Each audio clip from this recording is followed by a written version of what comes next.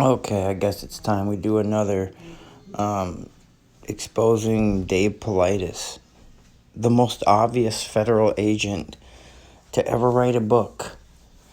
Um, if you don't know, now habitually it's becoming a habit. People are going to the sites where he described them and seeing that it's nothing like he described. The guy is an obfuscator. The feds told him go there and cover up anything that could be considered a crime we did in conjunction with the witchcraft. I mean, people must be getting spirited away. Something is going on. Portals there's a story of a guy who worked on the rapids. He was a rapids, like he either was a teacher for like people that were going to be like, scout people on the rapids or something. Dude takes one step onto the beach. The guy is standing next to him. They're like smoking a cigarette or something, and he disappears in less than a second. The only explanation is the Fae, the fallen angels, the Tuatha De Danann.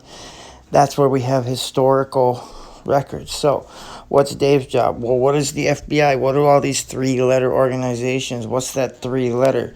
My personal opinion is that it is in some way or shape connected to 666. It's how they their credo.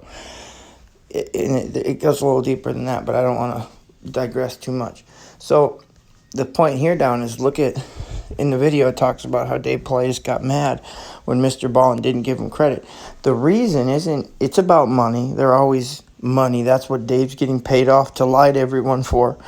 But it's because the feds want missing 411 to be mentioned and everything like this is saying, because they want their slant of the story to be what is projected out there.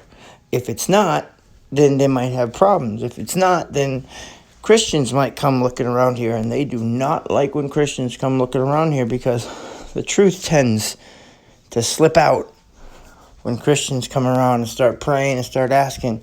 Dave Paulides lied and said that his son committed suicide when we were pressing him back in 2020 to get people off his back because he was getting called out for all this stuff. So I think it's time for another resurgence.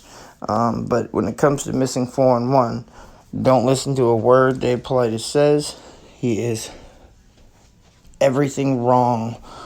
He is the reason that, and he's never shared a dime of the money with the victims. You would think he'd want to give half of it. Here he's made all these millions off these books, off the back of people that have, just think about it. What does this fall in line with? Who does it remind you of? Uncle Sam much? He's a Fed. Paulides is a Fed.